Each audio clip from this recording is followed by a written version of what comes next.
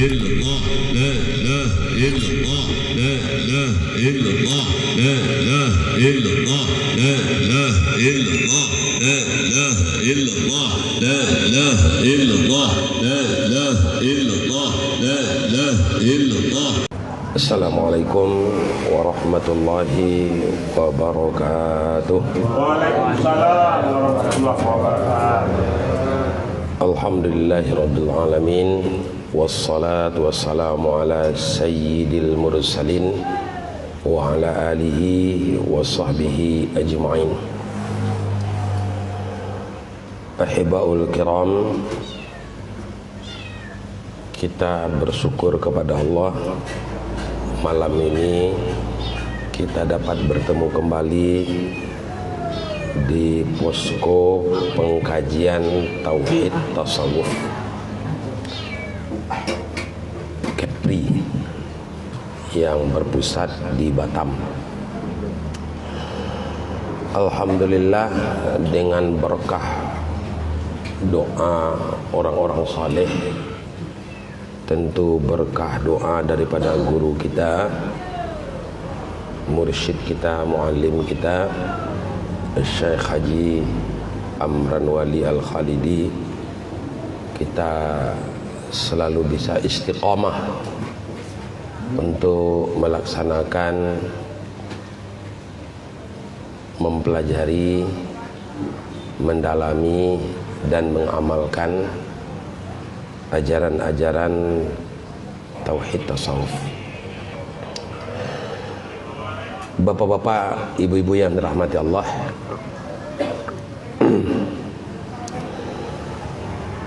dalam makalah tadi kita sudah bisa membaca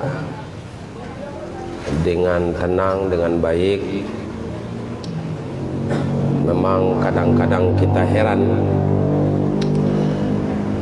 mengapalah kita tidak akan heran hal yang harusnya tidak diperdebatkan kemudian diperdebatkan, hal yang harus sebenarnya kita kerjakan tetapi ada saja yang sinis, ada saja yang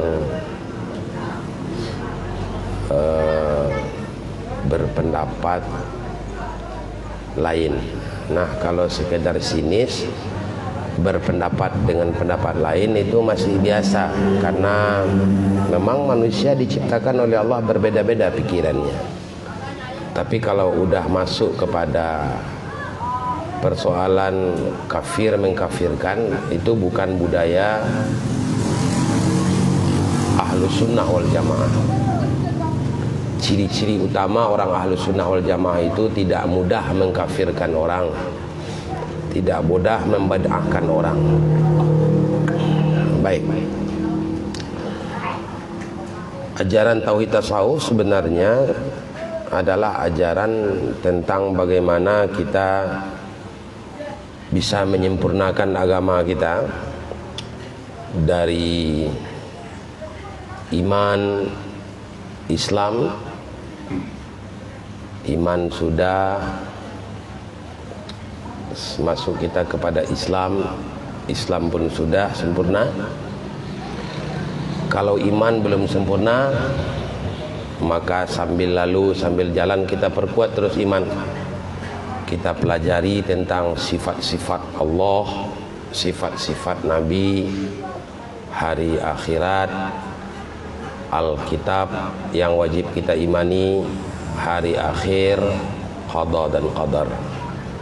Itu iman, ada 6 rukunnya, dan kita ketahui itu ya. Maka tiap hari kita harus memperkuat iman ini agar iman itu tidak goyah, keyakinan itu tidak goyah. Kemudian Islam juga begitu, kita perkuat terus agar kita bisa beramal soleh. Tidak ada artinya iman kalau tidak beramal soleh. Karena Allah mengatakan di dalam surat Al-Asr, apa kata Allah? Wal asr, demi waktu asar. Jadi waktu salat asar. Kenapa Allah bersumpah dengan waktu asar? Karena waktu salat asar itu adalah waktu yang berat, waktu yang sulit orang melakukan ibadah, waktu yang paling malas orang melakukan ibadah. Maka Allah bersumpah dengan waktu salat asar. Wal asri innal insan, sesungguhnya manusia lafi khusrin, selalu dalam kerugian, illal ladzina amanu, kecuali yang tak merugi itu adalah orang-orang yang beriman, wa amilus shalihat, dan orang-orang yang beramal saleh. Itu yang tak merugi. Yang pertama beriman, yang kedua beramal saleh.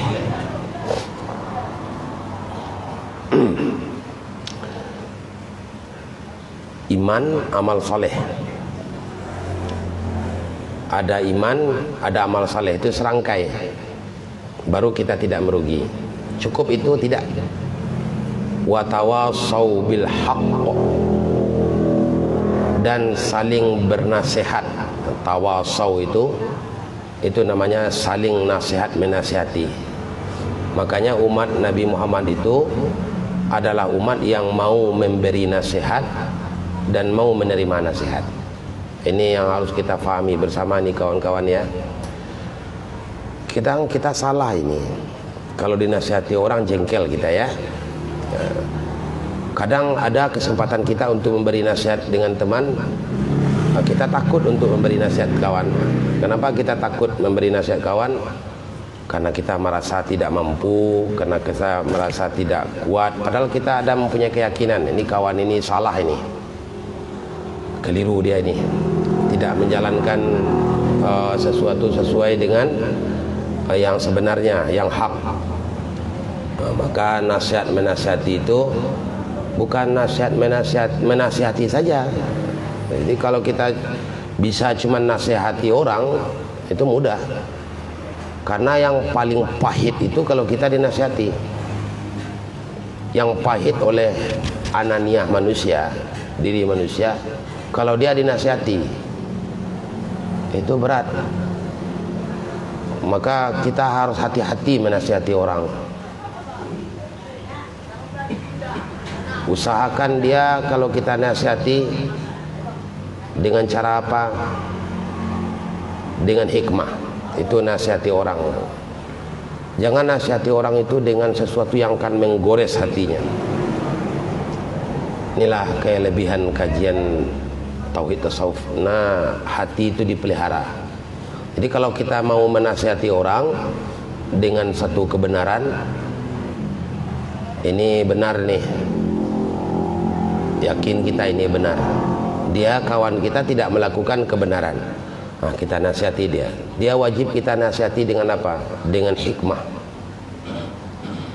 Apa itu hikmah? Hikmah itu kebijaksanaan. Bijaksana itu apa? Nah, para ahli tafsir menamanakan ud'u ila sabili rabbika bil hikmah itu. Hikmah itu maknanya adalah memberikan contoh kepada orang bahwa yang benar begini. Itu kira-kira kalau kesimpulannya, kalau kita mau menasihati orang, mengajak orang agar dia sholat, tidak perlu yang pertama-tama itu kita bawa dia sholat, tidak perlu. Nah, yang pertama-tama orang ini nggak sholat, caranya gimana? Kita berteman baik, kita sering juga berkunjung, begitu juga senyum kita dengan teman kita walaupun dia tidak sholat. Tapi ketika waktu sholat, pas waktu sholat, nah kita permisi dulu sebentar, mas, abang, udah, saya permisi sebentar, lenyap aja kita sebentar, kita sholat. Nah, itu hikmah. Selesai kita sholat, kita sudah wajahnya udah tenang lagi, cerah lagi. Itu begitu terus. Lama kelamaan teman kita tadi terpengaruh. Kayaknya si anu ini selesai sholat tuh hatinya tenang, tidak marah-marah dia. tidak kasar dia. Jadi memperlihatkan sikap baik, tidak kasar, tidak menyakitkan bahasanya, lembut dalam bertutur kata kepada orang yang belum melakukan kebenaran. Maka itu namanya adalah melakukan dakwah secara diam-diam. Itu yang pertama. Itu yang dikatakan Allah, ud'u ila sabili rabbika bil hikmah. Ajaklah orang ke jalan Allah itu, kepada Allah itu. Ud'u ila sabili rabbika. Ajaklah orang itu kepada jalan Tuhanmu bil hikmah. Jadi sebenarnya dakwah pertama itu bukan duduk seperti saya ini, Pak. Kemudian saya nasihati Bapak. Ini bukan dakwah yang pertama yang diajarkan Nabi. Dakwah yang pertama yang harus seluruh orang mukmin, seluruh orang yang sudah beramal saleh, seluruh orang yang sudah beriman, beramal saleh, wajib memperlihatkan sikap baik, apalagi di depan pelaku maksiat. Nah ini, kalau sikap baik ini kita kerjakan, insya Allah ini petunjuk dari Allah, ini bukan petunjuk dari siapa-siapa, bukan petunjuk dari buku-buku yang ditulis manusia. Allah yang menciptakan kita, Allah yang tahu bagaimana memperbaiki diri kita. Maka cara memperbaiki diri itu, kata Allah, yang pertama diri orang, ajak orang itu kita perlihatkan contoh yang baik. Nah, itu hikmah namanya ya. Nah, itu. Kemudian yang kedua, wal mau'izatil hasanah. Mau'izah itu apa itu? Mau'izah itu pelajaran. Mau'izah hasanah itu pelajaran yang baik. Jadi kalau kita ngajari siapa saja, tak boleh kita ini salah ini, nah, ini betul ini kamu tidak benar nih, tidak boleh begitu. Tapi mau'izah itu hasanah. Nah, para ulama mengatakan mau'izah hasanah itu adalah pelajaran baik, itu adalah memberikan pelajaran dengan tidak memberikan beban kepada orang yang diajar. Umpama begini, Pak, kita mau orang itu mau ngajar kita sholat, udah mau dia sholat, alhamdulillah, bacaannya tidak betul, dia mengeluh, ini gimana sholat saya udah nggak betul bacaannya, apa diterima sholat saya? Oh diterima, masa nggak diterima? Allah pasti menerima ibadah, karena ibadah itu sudah antum kerjakan dengan sekemampuan antum. Kamu udah kerjakan dengan sekemampuan yang baik, kan begitu kan? Iya. Nah, adapun kekurangan-kekurangan itu kita makanya belajar lagi. Nah, kita belajar bersama-sama lagi ya. Orang tak tersinggung dengan apa yang kita katakan. Oh, saya Al-Fatihahnya begini bacanya. Itu salah tuh, nggak diterima tuh Al-Fatihah kamu begitu tuh. Mana diterima tuh? Iya karena na'budu tuh pakai tasydid. Kamu baca iya karena na'budu, salah itu artinya. Kalau salah itu nggak diterima ibadah kamu oleh Allah itu. Kalau begitu kita memberikan pelajaran kepada orang yang baru bertaubat, bukannya dia semakin dekat, malah semakin jauh gitu ya. Nah, pada tahap yang ketiga, wajadilhum billati hiya ahsan. Wajadilhum billati hiya ahsan apa artinya? Wajadilhum billati hiya ahsan maknanya adalah menjidalnya, mendebat orang. Jadi orang ini boleh didebat, mensomasinya, menjidalnya, didebat, diskusi kita dengannya. Tapi hati-hati, wajadilhum billati hiya ahsan pula, mendebat orang dengan sesuatu yang ahsan, yang baik. Tidak boleh kita debat orang dengan cara menjustifikasi orang, mengklaim orang ini salah, diklaim-klaim. Jadi orang tersudutkan. Nah, orang tersudutkan itu dia biasanya sifat manusia itu membalas. Nah, nggak benar ini mah. Dicari-carinya lah dalil untuk pembenaran pendapatnya. Maka ini jangan sampai terjadi. Jadi kalau kita mau menjidal orang, menjidalnya, jidal itu mendebatnya, wajib kita mendebatnya itu dengan cara yang ahsan pula. Gitu. Nah, maka kembali kita kepada ayat wal asri tadi, demi masa boleh maknanya begitu ya. Demi waktu salat asar boleh juga maknanya ya. Karena ada dua tafsirnya ya. Sesungguhnya manusia selalu dalam keadaan merugi, kecuali orang-orang yang beriman. Nah, ingat-ingat itu rukun iman itu 6 ya.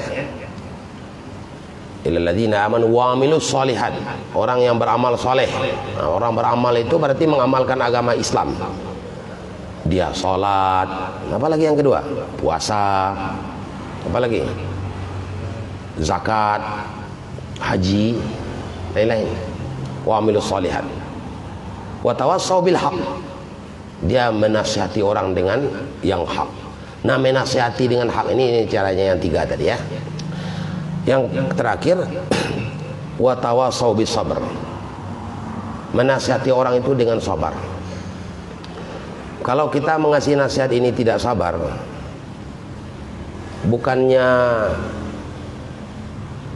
orang itu akan semakin dekat dengan kebenaran, tapi dia akan semakin jauh. Jadi kesabaran ini betul-betul dibutuhkan di dalam menyampaikan agama. Jadi kalau wali ini tidak sabar ini ya, ini kita udah kocar-kacir ini. Tengku Hadi tak sabar ini, lihat juga jamaah. Hari ini itu, besok tambah satu, yang satu itu hilang lagi. Itu datang lagi yang baru, datang hilang lagi. Mana lah ini, kok tidak rame-rame juga lah jamaah kita ini. Ya, kalau kita tak sabar, bubar kita, Pak. Sabar itu apa? Habsu ma tukroh, menahan nafsu, menahan diri dari yang dibenci oleh diri. Kalau kita sampaikan kebenaran, maunya kita kan apa yang kita sampaikan itu diterima orang, kan mau kita begitu ya. Tapi orang tak mau mendengarin omong kita. Para ustadz, para penceramah, kalau tak sabar, mungkin berhenti aja dia ceramah. Kenapa anda akan berhenti? Dia pengajian, wirid minta Buya pengajian sekali seminggu, sekali sebulan, sekali 15 hari. Udah dikabulkan, jauh-jauh datang, berhujan-hujan, berangin-angin malam hari, udah dipersiapkan apa yang akan dibaca. Tapi ternyata jamaahnya tinggal 3 orang. Ada jamaahnya 1 orang aja datang. Dibaca kitab. Dia, panitia udah susah-susah mengadakan acara. Mengadakan acara itu kan memakan pikiran dan memakan dana. Apa aja acara, sekecil-kecil acara, itu memakan waktu, memakan pikiran, memakan dana, Pak. Itulah pengorbanan kita bersama-sama. Tidak mungkin kita duduk-duduk kayak begini nih, airnya nggak ada. Tidak mungkin. Haus kita kan, haus. Kita korbankan lagi pikiran, gimana lah nanti ini jamaah datang tak nih, itu SMS lah, WA lah, telepon lah, kasih pengumuman lah di mana-mana. Oh, kita berusaha pula menyampaikan, mengajak orang di luar agar masuk kepada pengajian. Mana yang akan dibawa ke dalam pengajian? Yang belum mengaji, ya kan? Yang belum mengaji kita bawa dia supaya ngaji. Ini adalah pekerjaan yang menjengkelkan, Pak. Pekerjaan yang membosankan. Pekerjaan yang kalau kita tidak sabar ini menegakkan agama Allah ini, hancurlah agama ini. Hancur pada diri kita, hancur pada wilayah kita. Karena kalau tak ada gerak dakwah di satu wilayah, maka agama itu tidak akan bisa sampai kepada orang. Hukum adatnya, andaikan tidak ada pendakwah-pendakwah Islam yang gigih, yang sabar menyampaikan agama dari dulu sampai sekarang, tentu Islam itu tidak akan sampai kepada kita pada hari ini. Itu ya. Nah, Udah selesai kita iman, udah Islam, udah ajak orang kepada pengajian, udah dengan sabar kita. Sempurnakah agama kita? Belum. Karena ada lagi satu tahapan dalam agama, nama tahapannya itu ihsan. Ihsan itu tahapan terakhir dalam agama. Makanya rukun agama itu 3 yang disepakati: iman, Islam, ihsan. Nah, tahapan akhir itu apa? Tahapan rasa. Jadi kalau dikatakan Pak begini, kalau ada kita iman, yakin itu diperoleh dari mana? Yakin kita dengan Allah diperoleh melalui apa? Melalui fikir. Ya. Maka tidak sah iman kecuali dengan nazar. Nazar itu fikir artinya. Fikir tentang apa? Fikir tentang zat Allah. Oh, bukan. Fikir tentang sifat Allah. Karena untuk mengenal Allah, kita disuruh untuk berfikir tentang sifat Allah. Tafakkaru fi khalqillah wala tafakkaru fi zatillah. Berfikirlah kamu tentang ciptaan Allah, jangan kamu berfikir tentang zat Allah. Untuk mengenali zat Allah itu, maka kita layangkan pikiran kita ini, kepala kita ini. Kita lihat alam ciptaan Allah. Oh, luas alam ini, berbagai-bagai tumbuhan yang ada. Di tumbuhan yang ada, yang tinggi, yang besar, ada yang bermanfaat nampak oleh kita, ada yang tak bermanfaat. Tahu-tahu yang tak bermanfaat menurut kita itu bermanfaat juga untuk kesehatan rupanya. Ternyata tidak satu pun yang Allah ciptakan itu sia-sia. Kita lihat lagi batu-batu, ada batu yang besar yang hitam legam, ada yang kesat, ada pula kerikil-kerikil kecil yang hitam-hitam, ada pula kerikilnya kecil tapi bercahaya. Oh, ini jadi batu cincin, jadi nefrit Aceh. Itu harganya kecil tapi mahal, jutaan. Batu kerikil 1 truk cuma 1 jutaan, 1 lori 1 jutaan. Tapi batu itu kecil aja sebesar ini, tapi harganya 6 juta 7 juta. Nefrit Aceh, kinclong. Masya Allah, maha agung Allah. Nah, orang pikir tak mungkin ini ada, langit tak mungkin ini ada, bumi tak mungkin ada, angin, api, air, tanah, hujan, gimana ini? Tak mungkin yang menciptakan ini. Kalau zat yang menciptakan ini adalah zat yang maha lemah, pasti zat itu kuat, pasti zat itu maha alim, pasti zat itu maha maha mendengar, maha melihat, maha mengetahui. Dia pasti ada. Itu diperoleh dengan akal. Maka iman diperoleh dengan akal.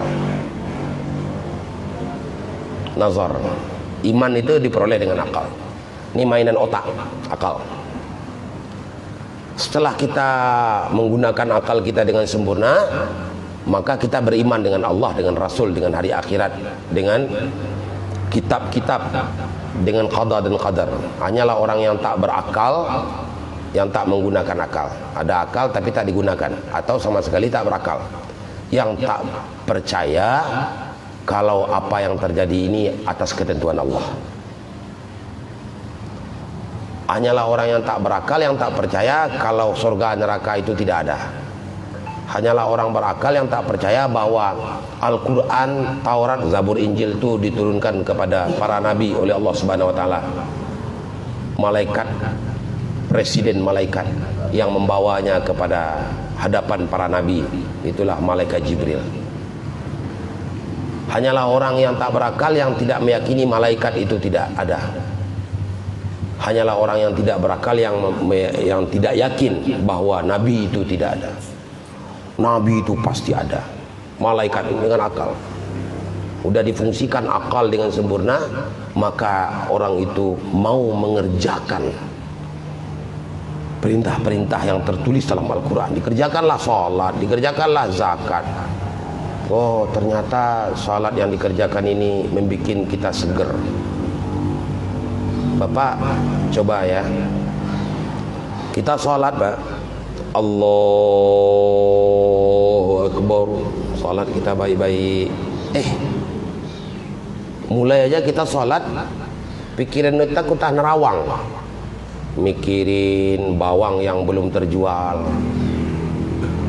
mikirin besi yang akan dicuri orang dekat bengkel, mikirin proyek tak dapat juga udah setahun ya wali ya. Apa lagi, mikirin pemasangan keramik tak selesai-selesai Pak Yuri, mikirin pisang udah dibeli bertruk-truk, busuk dia kata Pak Adi. Itulah contohnya kira-kira ya. Mikirin udah dipesan madu banyak-banyak, kebetulan tak ada yang membeli, kita punya pesan.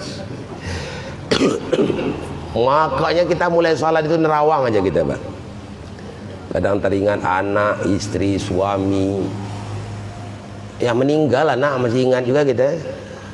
Udah meninggal dia masih ingat juga kita, betapa bodoh kita itu. Ya.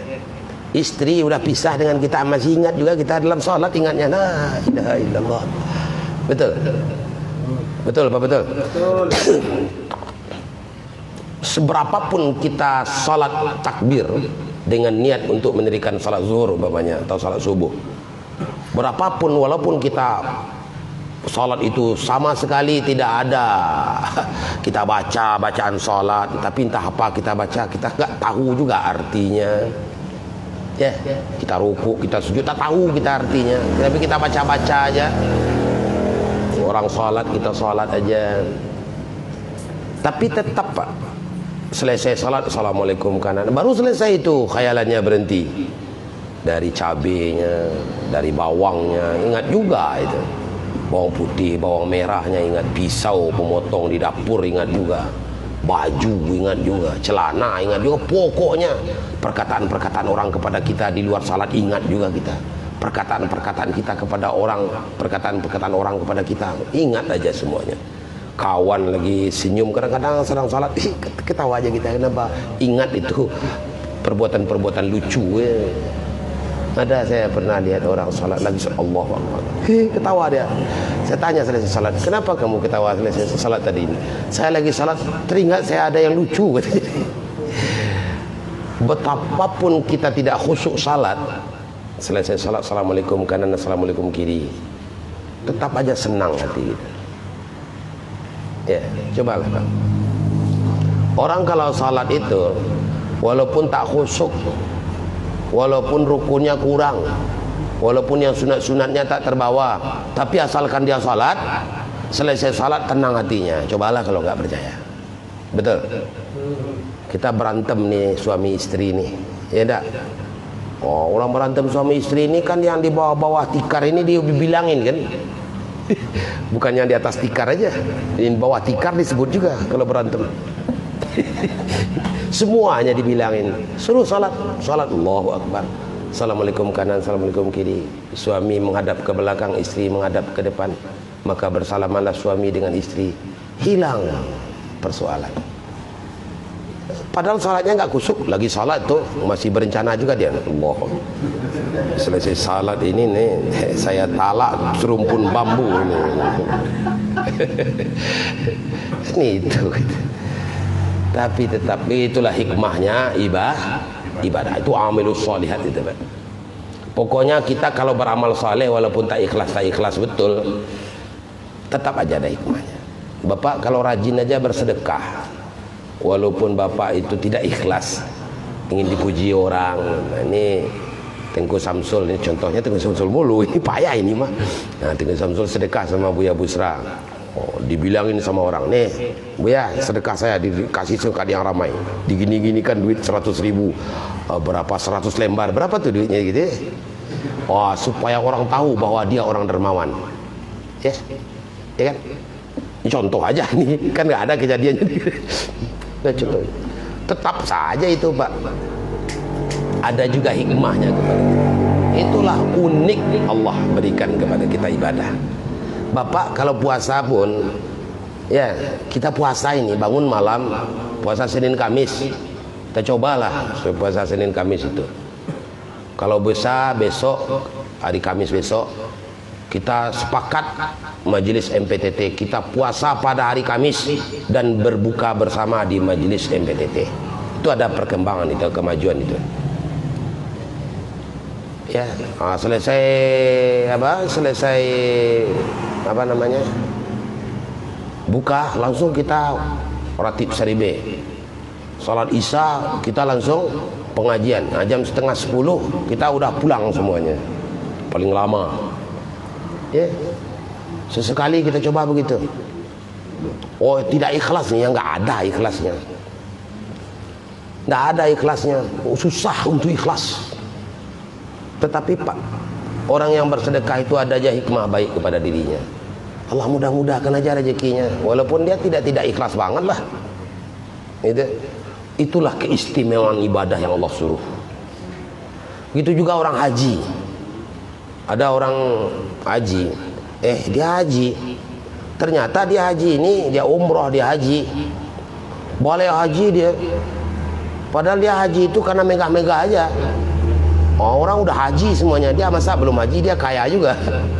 Malulah dia haji juga lah dikit, haji juga lah dikit, umrah juga lah dia dikit, pergi juga dia umrah, balik umrah kayak meledak dia. Itulah Allah berikan kepada kita hikmah dari ibadah, walaupun belum sempurna sama sekali, jauh dari kesempurnaan. Nah, makanya iman amal saleh itu jadi tiang pokok. Ya, setelah iman amal saleh itu, cukupkah agama kita? Enggak. Kenapa? Pak Ustadz, Buya, Abuya, Tengku, Syekh, kenapalah saya ini ibadah itu tak kusuk-kusuk saya ibadah itu? Kenapa saya bersedekah itu kok tidak ikhlas saya itu? Kenapa saya haji itu tidak ada ketulusan hati saya untuk menyahuti panggilan Allah? Ini karena kajinya tinggal selangkah lagi. Ya, nanggung. Nah, tapi kalau dia belajar tentang ihsan, baru dia bukan kembali bertaubatnya bukan dari segala dosa saja. Bertaubat dia dari segala dosa, tetapi dia masuk kepada satu lembah yang disebut dengan inabah. Apa itu? Dia tidak kembali dari dulu dia tidak beramal buruk, kemudian dia beramal buruk, dia bertaubat, berhenti dia ada beramal buruk, maka kembali dia beramal baik. Itu namanya taubat. Bukan sekedar itu agamanya, enggak sekedar itu, tapi jauh lebih dalam lagi. Apa itu inabah? Dulu dia tidak dengan Allah, sekarang dia sedetik pun tak lupa dengan Allah. Itulah yang dikatakan ihsan. Sesaat pun tak lupa dengan Allah, sedetik pun tidak pernah ragu tentang bahwa dia bertuhan. Nah, inilah fadilahnya kalau kita ngaji, gitu ya. Jadi ihsan itu kesempurnaan agama. Tak sempurna agama itu tidak bisa. Kenapa orang sulit sekali ikhlas? Karena dia tidak ngaji ihsan. Cuma ngaji ihsan. Kenapa dia tidak khusyuk salat? Karena dia tidak ngaji ihsan. Kenapa susah sekali sabar menerima musibah, redha menerima musibah? Kenapa begitu tuh? Ya karena dia tidak belajar ihsan. Maka kita bermohon kepada Allah, waraqina fadlan ilal ihsani wakhtim lana ya Rabbi bil imani. Naikkan kami kepada martabat ihsan ya Allah, dengan kurniamu, dengan kepemurahanmu ya Allah. Naikkan aku kepada martabat ihsan. Rupanya kita berada pada martabat apa? Martabat iman, martabat amal, martabat Islam. Tidak sampai-sampai kepada martabat ihsan. Naikkan kami ke sana. Jangan iman saja gitu, jangan Islam saja. Naikkan kami kepada martabat ihsan agar berbuah. Kalau tak berbuah, Pak, bosan kita beribadah. Kenapa orang candu ibadah itu? Kalau tidak ibadah tuh betul-betul resah. Ndak datang ke pengajian, ndak ikut baca la ilaha illallah agak 1000 kali dalam 2 kali dalam seminggu baca la ilaha illallah agak 1000 ndak bosan. Bahkan kalau tidak baca la ilaha illallah itu 1000 satu hari, dia tidak tenang hidupnya. Maka dia terasa lezat Islam itu baginya, terasa lezat iman itu. Beriman itu menjadi lezat baginya. Berislam itu lezat. Kenapa? Karena dia belajar ihsan itu. Ya. Nah itu. Jadi kita doakan warabbina fadlan ilal ihsan. Ya Allah, naikkan kami dengan kurniamu kepada martabat ihsan. Jangan di sana aja saya. Salat udah, puasa udah, zakat udah, beriman dengan rukun Islam, dengan rukun iman udah hafal sifat 20, ngerti pula sifat Nabi 4 wajib, 4 mustahil, 1 harus, ngerti pula jumlah malaikat, tahu pula siapa malaikat, hafal pula berapa kitab yang wajib diimani, tahu pula, faham pula dengan qada dan qadar, tapi tak rasa manis menerima takdir Allah, tak terasa lezat menerima ketentuan-ketentuan Allah. Orang yang terasa lezat menerima ketentuan Allah, miskin pun tetap senang dia dengan Allah. Kaya, dia senang dengan Allah. Nah, tidak kaya, tidak miskin, sederhana aja, senang juga. Miskin pun tetap juga lezat dia dengan Allah. Kenapa? Karena dia melihat bahwa apapun yang terjadi ini tidak akan terjadi kecuali dengan qada dan qadar Allah. Itu ya. Jadi oleh karena itu kajian tentang ihsan ini kalau kita sia-siakan rugi kita. Nah, apakah kajian-kajian ihsan itu hanya diamalkan oleh ulama-ulama tasawuf sekarang, atau ulama-ulama tasawuf pada abad ke-7, ada ke-5, atau pada abad-abad sesudah Abu Yazid Al-Bistami saja? Tidak. Rasulullah itu adalah seorang sufi paling tulen. Dia mengajarkan tasawuf itu tak tanggung-tanggung. Diajarkan tasawuf kepada Sayyidina Ali umpamanya kan. Tasawuf dengan arti cara mengingat Allah. Ali sini. Iya. Ghamid ainaik. Coba kau pejam matamu. Yang ngajar Nabi. Wal syik syafatai. Nah, coba kau rapatkan bibirmu. Pejam mata, rapat bibir. A'li lisanak. Coba engkau tongkat lidah ke langit-langit. Maknanya apa itu? Matikan dirimu. Pekakkan telingamu, butakan matamu. Pekakkanlah telingamu. Tak ada yang didengar. Butakan matamu, tak ada yang dilihat. Bisukan mulutmu, rapatkan bibir. Tak ada yang dikatakan. A'li lisanak, tongkat lidah ke langit-langit. Orang yang tertongkat lidahnya ke langit-langit itu hanya orang mati. Artinya matikan dirimu sebelum kamu mati. Kalau tak disuruh tak memekakkan telinga, membutakan mata, membisukan lidah, apalagi yang akan dilihat, apalagi yang akan didengar, apalagi yang akan dibaca. Maka bacalah Allah wa qul Allah. Ajaran Nabi itu baca Allah. Artinya kembali engkau kepada Allah. Itu hakikat dari ajaran tasawuf. Kan orang pernah tanya, Buya,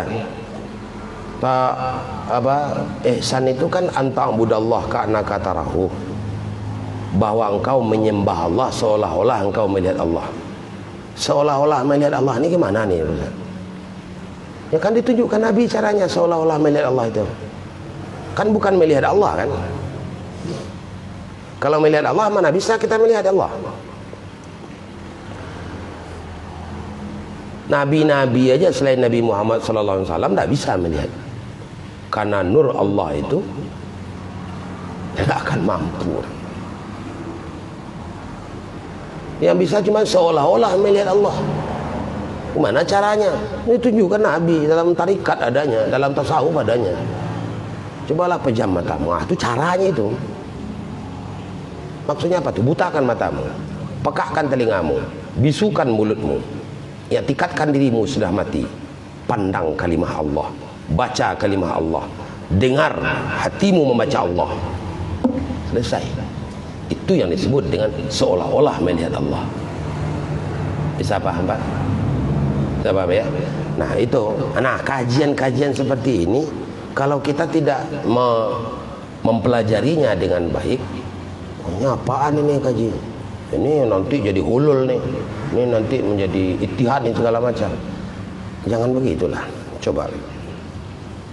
Karena kajian tasawuf itu dalam i'tikad Ahlussunnah wal Jamaah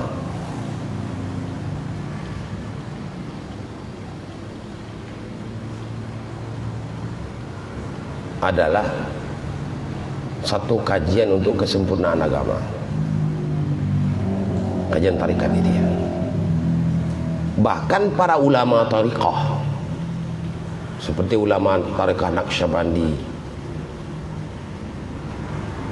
ada yang ahlul wijdan wa ahlul kasyaf, menerima Ahlussunnah wal Jamaah.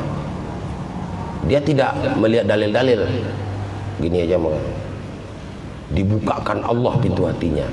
Tidak ada yang diterimanya kecuali Ahlussunnah wal Jamaah. Orang yang berpegang kepada Al-Quran, hadis sesuai dengan pemahaman Rasulullah dan para sahabat-sahabat Rasulullah dan 3 generasi pertama. Gitu. Itu yang disebut dengan ahlul wijdan wa ahlul kasyaf. Nah, Rasulullah mengajarkan kepada sahabat-sahabat bagaimana bertasawuf. Satu diantaranya saya sampaikan, Sayyidina Abu Bakar Siddiq. Sayyidina Abu Bakar Siddiq itu siapa itu?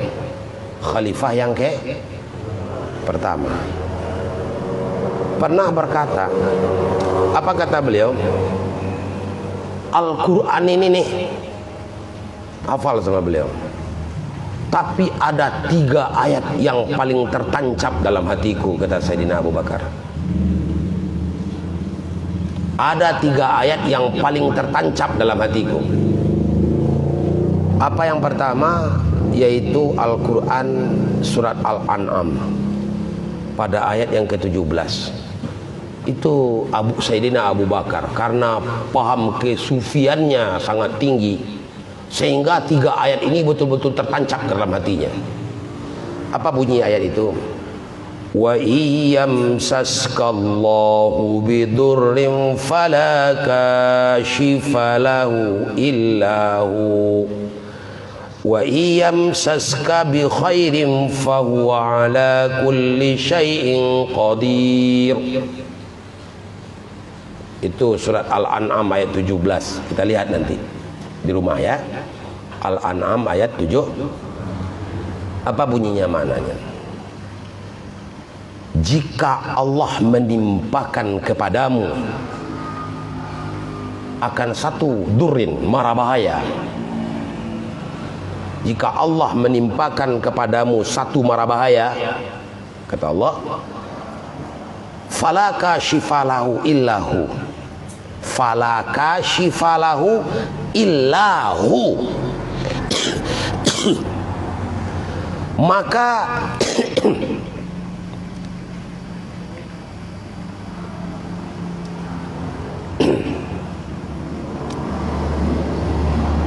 tidak ada yang dapat menghindari bahaya itu kecuali Allah saja. Tidak ada orang dapat menghindar dari bahaya itu kecuali kalau Allah yang bisa menghindarkan orang itu dari bahaya. Kalau Allah mempersentuhkan atau menimpakan kepadamu satu mara bahaya, durrin, maka tidak ada siapapun yang dapat menghindarkan mara bahaya tersebut kecuali Allah saja yang bisa. Artinya apapun yang terjadi di bumi ini, musibah yang terjadi kepada kita, tidak akan ada satupun yang bisa menghindarkan kita dari musibah kecuali Allah juga. Yang akan menjauhkan kita dari musibah Allah saja. Kalau Allah mau menimpakan musibah, kita tentu terkena musibah. Tidak ada yang bisa menjauhkan kita dari musibah kecuali Allah juga. Dalam ayat selanjutnya, wa iyamsaska bi khairin, dan jika Allah Subhanahu wa ta'ala berkehendak untuk menimpakan satu kebaikan, fahuwa ala kulli syai'in qadir, maka Allah atas tiap-tiap sesuatu selalu berkuasa. Artinya ayat ini adalah begitulah kedalaman ketauhidan daripada Sayyidina Abu Bakar. Termaktub ke dalam hatinya, musibah yang terjadi pada diriku ini tak akan bisa seorang pun menghindarkanku dari musibah kecuali Allah juga yang akan bisa menghindarkan. Bulat dia dengan Allah, tak ragu dia bahwa Allah semata-mata lah yang dapat menolongnya.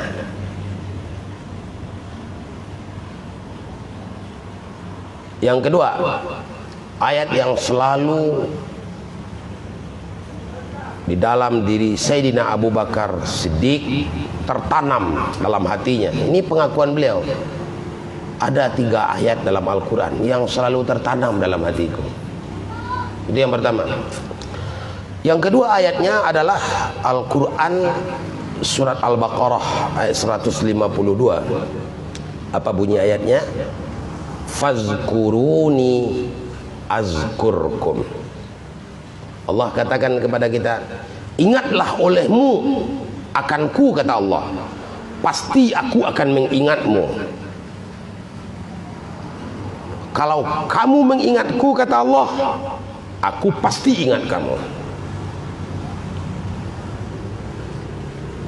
Oh, rupanya yang tertanam ayat di dalam dada Sayyidina Abu Bakar itu adalah ayat tentang zikrullah.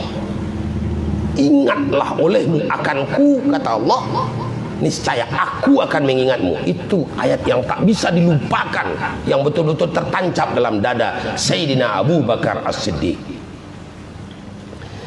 Yang ketiga yaitu surat Hud ayat 6.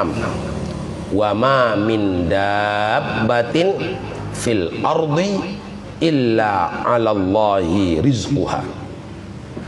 Tidak ada sesuatu pun yang melata di permukaan bumi ini kecuali Allah sudah jamin rezekinya. Jadi Abu Bakar ini orang yang tak pernah mikirin rezeki. Dia cuman mau bekerja aja. Kalau masalah rezeki dia kerjakan aja, tidak pernah dipikir. Ya. Nah, berhenti berpikir tentang yang sudah pasti Allah berikan, itu adalah sifat orang tasawuf. Nah, ini begini nih, Pak. Mana yang lebih susah, yang lebih sulit, berpikir atau berzikir?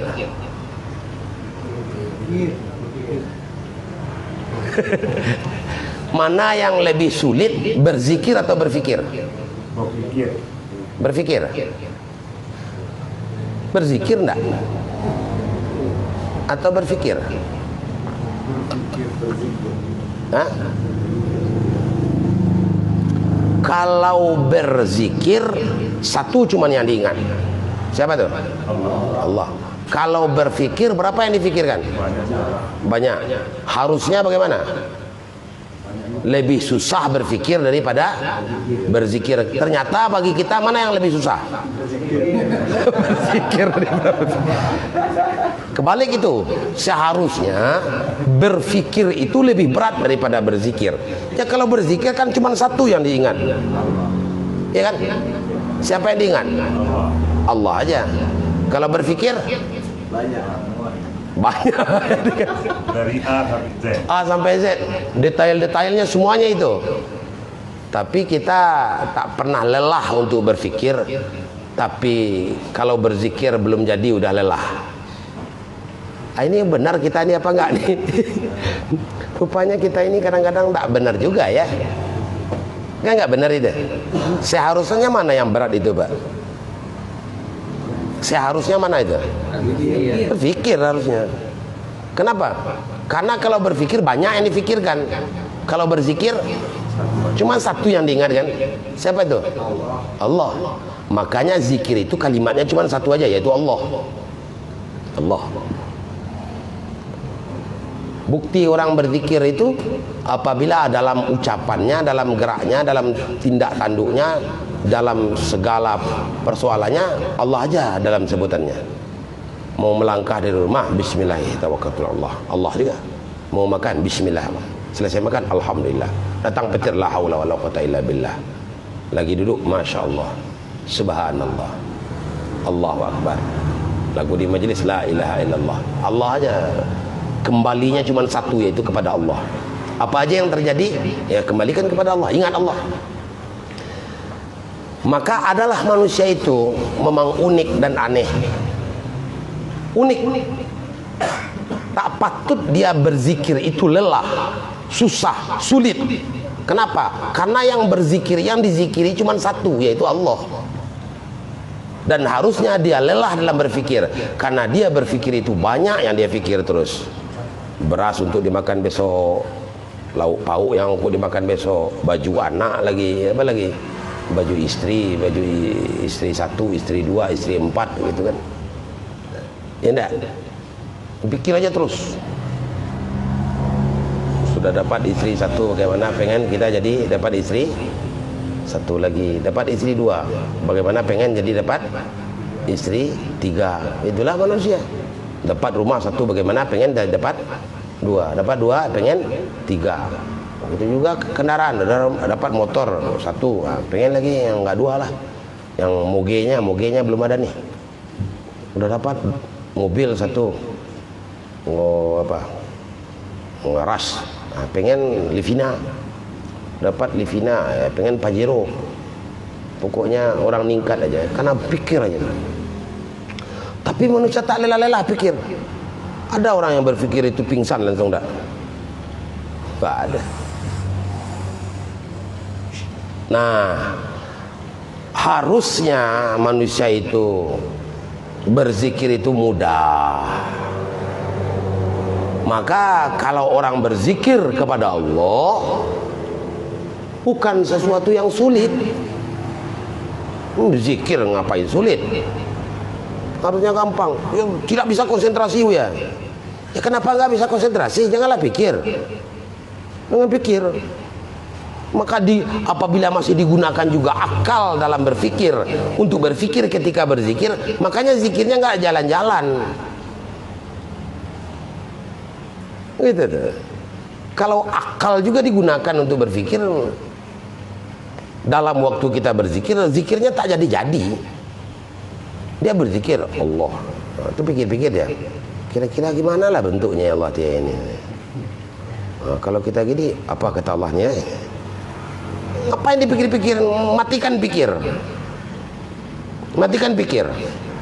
Yang kita ingat hanyalah Allah. Gimana caranya? Caranya tadi, sebut Allah.